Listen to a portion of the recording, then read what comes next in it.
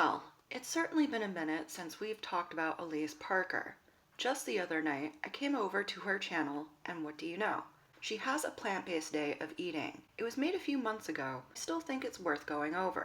So as many of you already know, in the past I was vegan for 4.5 years, and then shortly after I transitioned to an animal-based diet. So there's a wide range of recipes that now I get to pull from and choose from all of the past years of eating in different ways, nourishing myself in different ways. No, Alyse, you're not nourishing yourself. Not now, and certainly not in the past. The comments warned me that you weren't going to be eating a lot, but I was still shocked. Alyse, you need to fuel your body. This comment is in no way intended to come across as hateful. Having had my own unhealthy relationship with food in the past, I'm genuinely concerned because your body needs more than what is shown. And all of the impressionable young girls watching this video need to know that their bodies need more as well. Silo Nelson! What are you doing, Bubby? Silo just got a haircut and he has one of those cute little bandanas that they give him. Again, no, Alyse. We all know that you use the bandana on Shiloh to hide his shock collar. It's pronounced like Katie. My apologies. I have a nephew named Anthony, and I know how mad he gets when I call him Anthony. Almost as mad as I get when I think about the fact that my sister named him Anthony. Excuse me, I mean Silo.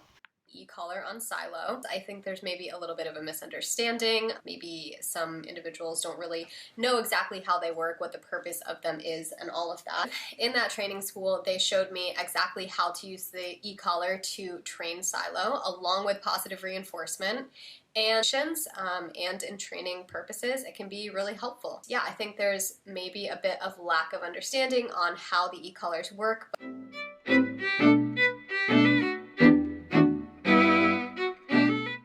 Okay, so my matcha lattes are very, very simple and easy to make. So we start off with half a teaspoon of matcha powder. So another thing that I put inside is honey. Out of all the sweeteners you can use, she picks the bee vomit. Have you ever looked at honey and said, I'll bet that's bee vomit? Well then, buddy, you were right.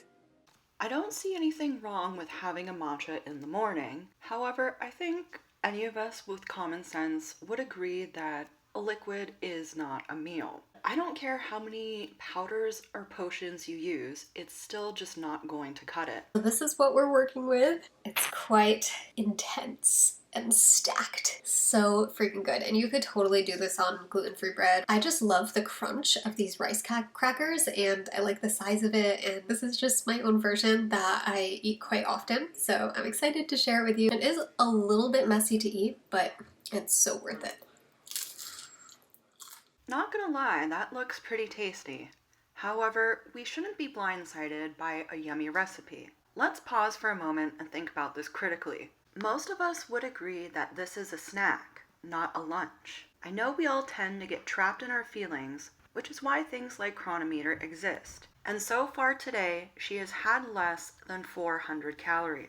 Although every person's daily caloric intake is individual, based on their personal goals and needs, nutrition experts recommend about 300 to 400 calories for breakfast, then about 500 to 700 calories each for lunch and dinner. And as a reminder here, this is her lunch, and she has barely had enough calories for even one meal. Fruit is always fabulous, yet so far today she has had matcha rice cakes and now a few small pieces of fruit. These are snacks, not meals. So this is just to hold me over until dinner. I can't wait to share dinner with you. But yeah, I don't want to have anything bigger than this because I'll probably make dinner in a couple of hours. Hold you over until dinner? Sweetheart, you should have had double the amount of calories by now. So here are most of the ingredients we're going to be using. Got coconut cream, raw butter. You use olive oil or avocado oil as a replacement for this. Wow, can she not violate a cow's booty hole for one meal? Or like, ever? She literally just mentioned you can use olive oil. So let's all just stop violating animals' booty holes here, please. I have shallots, garlic, kale, zucchini, and over here I roasted some zucchini squash. So this is going to end up being a creamy spaghetti squash vegetable experience, and it's gonna be so flavorful. This recipe I found, I think, about a year ago, last winter when it was really cold here.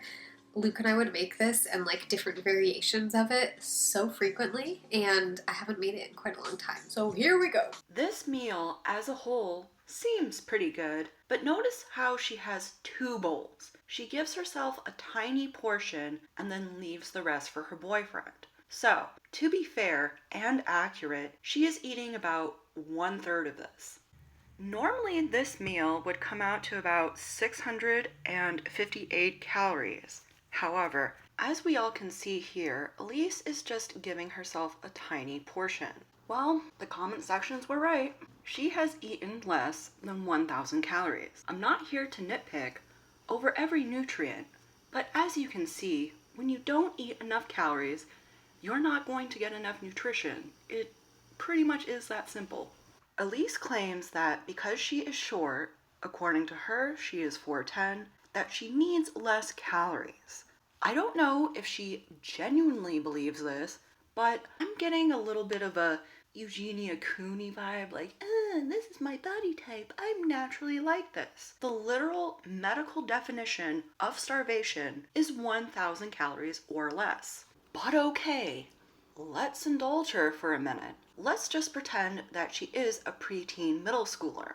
Even if she was sedentary, she would still need at least 1,400 to 1,600 calories. I know Alyse isn't always exactly the brightest light bulb on the Christmas tree here. However, many people, including myself, do suspect that she may have some type of eating disorder. Was sponsored by ButcherBox, and also people saying stop monetizing disordered eating, you're promoting extreme and restricted dieting. This is why she failed as a vegan, yet it is also why so many other people quit as well. They either genuinely think they can live off of just tiny little portions, or they use veganism as a way to disguise their eating disorder. It's sad, but it's also very frustrating. Like, can we be adults and get our shit together? Use our common sense and the little Google machine to look up basic information for, 5 minutes, not only for the sake of our own health, but for the sake of not going back to making animals suffer and die.